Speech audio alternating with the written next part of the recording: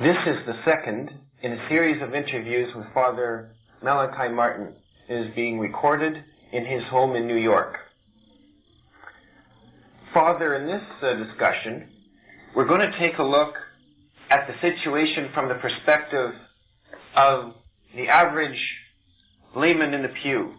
He's starting to realize that in many cases, in virtually all cases in fact, something is going wrong in the world, something is going wrong in the church. And we'll start right with his home and his family.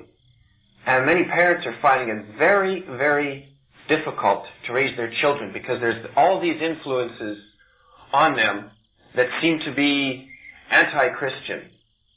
Could you maybe comment on the difficulties that a family has in raising its children, and what are the sources of these difficulties? Yes, it's worth talking about that, Bernard, because the mass of Catholics are laymen and laywomen with children and jobs and homes, and they live in certain areas, and they have to cope with the situation in their areas. And the universal experience in the West, forgetting for the moment the East in the sense of the former Soviet Empire or the Far East, but talking about the West, that is North America, South America, and Western Europe and Australia and New Zealand. It's the same story everywhere. From all the magazines and books that come out, it's quite obvious that nowadays it is extremely difficult, if not impossible, extremely difficult, requiring heroic virtue, to rear your children and to yourself and your wife, or yourself and your husband, to behave in a way which formerly was regarded as normally Catholic. What has happened, and why is it so difficult? And is it going to change? And are you simply out of step? Should you be in step with the general march and stop worrying about things? Look, there are a few things we must comment on, first of all. The essence of Catholicism. You see, in my life, I have found non-Catholics, Greeks, Russians, Syrians, Protestants of all kinds, very pious and good. I mean, sometimes they were saints in my estimation. But missing was one Catholic ingredient.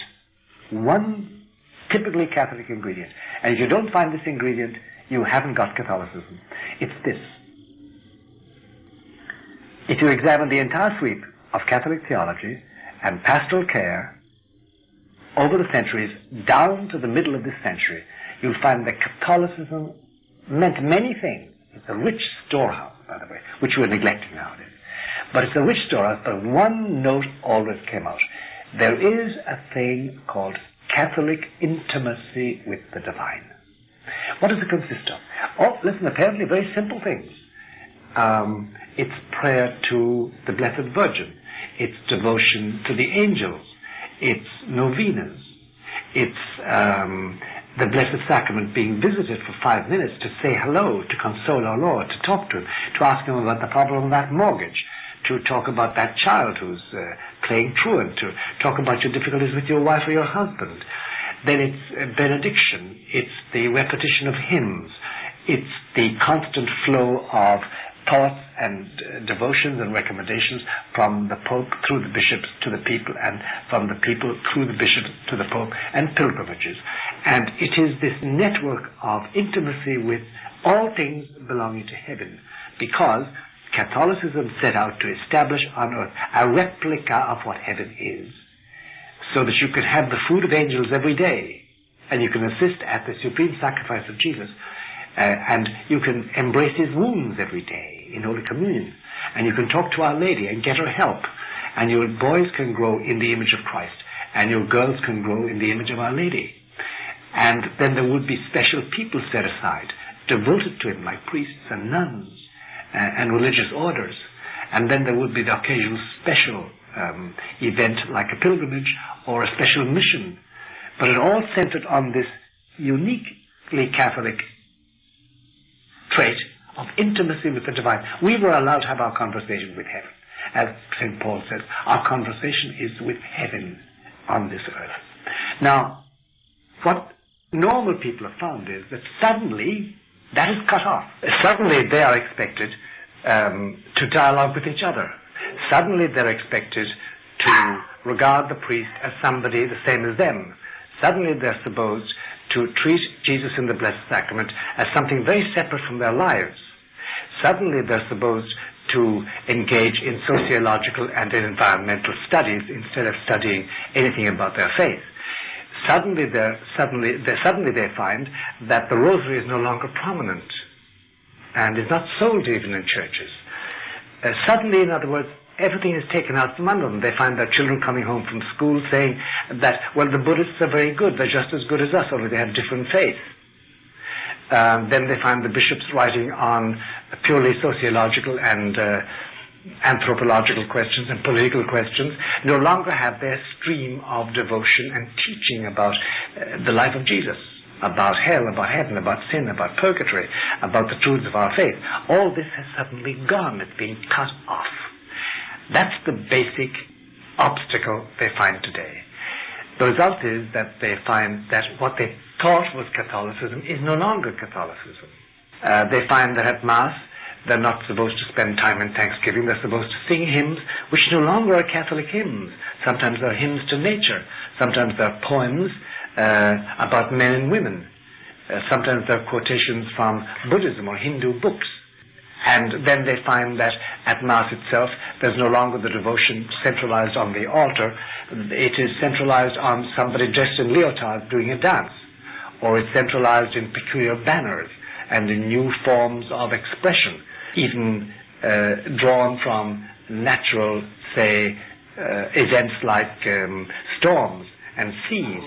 They no longer have a spiritual vocabulary. Everything has changed suddenly. What did happen? What produced this? Well, if you see ever an overall phenomenon affecting millions of people, and there are millions of people in the two Americas and in Europe, and it is all stamped in one way and comes at you suddenly, comes at them all, you can be sure that it didn't happen by chance. In other words, we know now that this has been a concerted plan being put in action by an organized body of men. The difficulty is that since it is so universal, we know that it started at the top. It didn't start in one diocese. It didn't start in one country. It started in Rome. Because the church is so arranged that the pipeline from Rome flows into all dioceses. And we can track now through the various pontifical organizations and through the communications in those pontifical organizations, we can track the instructions and the directives given, so that overall in the church, in the West, in Europe, in the Americas, in Australia, in New Zealand, this message would go out loud and clear. This is the way you do it. This is how you conform. And it's a terrible situation because it has affected people in Rome. For instance, John Paul II did issue an indult called Ecclesia Dei, which says that we must, after all, take care of the sensibilities of people who want the old way of doing things. And therefore, we must have some measures that will take care of their wishes. Cardinal Meyer, who is in charge of this, recently has made it quite clear that this means that he will restore the Mass in certain places, and he won't restore it in other places. And when asked about it, he said, well, that's the meaning of the indult, that the bishops can do what they like. And this is a twisted view of what the Ecclesia Dei indult originally meant. It means that Cardinal Meyer is no longer free. It means that in Rome there is this super force that they cannot dislodge at their peril. And that therefore that has a hold of the teaching church. Recently, when the Pope appointed conservative bishops in Europe, 173 theologians signed a document, Germans and Belgians and French, saying the Pope had overstepped his authority. And nobody has said they hadn't been condemned. In 1984, when John Paul II wanted to make the Tridentine Mass, if you want to call it that, a rite on equal parity with the Novus Ordo, 4 cardinals flew to Rome. Basil Hume of Westminster, who is no longer Catholic in my estimation, that's my own personal opinion, Cardinal Lustiger of Paris, and 2 more flew to Rome and browbeat him into saying, you cannot sign this document. He didn't sign the document. There seems to be a network which frustrates people like Cardinal Meyer, who are, let's say, trying to implement traditional forms of Catholicism. That's right. There is a network which frustrates them. And the fact that they cannot do anything about it means it's powerful, means it has all the levers of power in its hand. And therefore that this is one of the reasons why John Paul II knows all renewal is impossible. He cannot do anything about it. He had to excommunicate Archbishop Lefebvre, instead of going himself to Econ and performing the ordinations, which was his original wish. He couldn't do that. He wouldn't be able to get back to Rome, probably. Because here's the essence of that organization, Bernard, and it's frightening.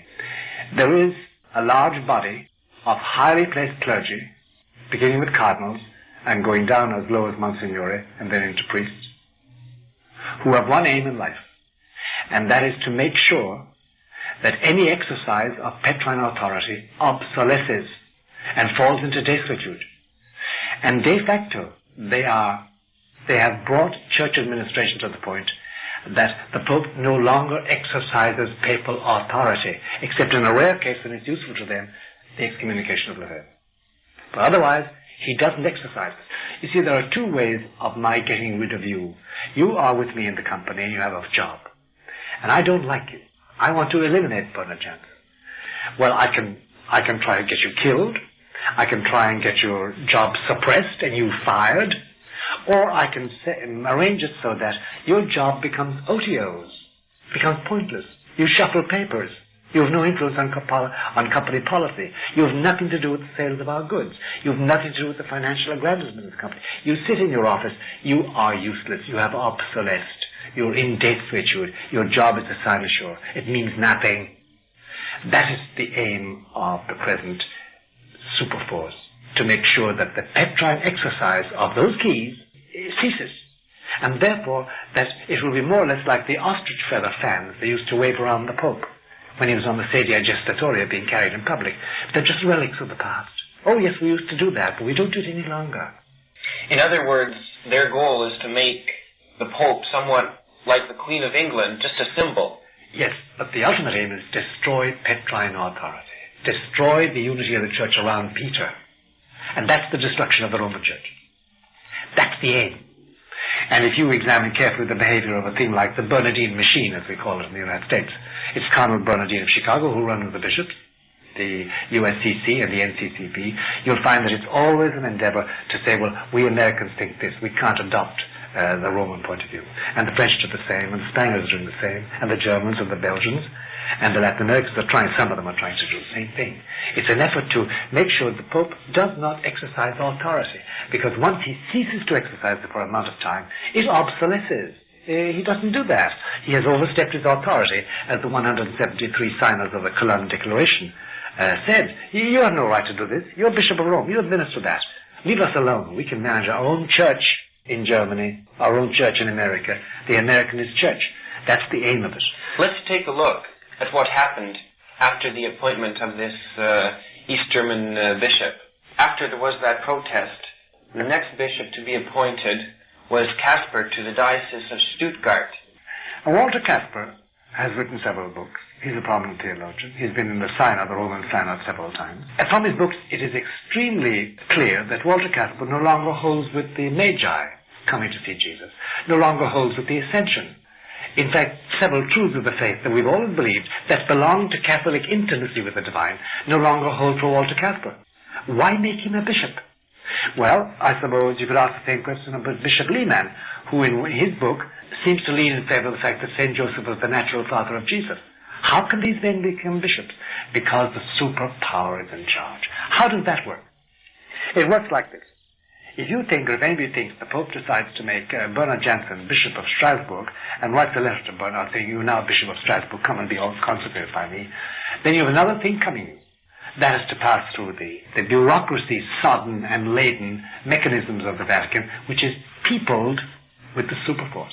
All with their instructions, all with their anti-papal mentality, all with their point of view, ready to scotch things, ready to guide things, to push things at the bottom of the pile, to refuse an appointment, to make it impossible to do it. Bureaucratically, he cannot just sign a document. There are 5 or 6 signatures that go with it.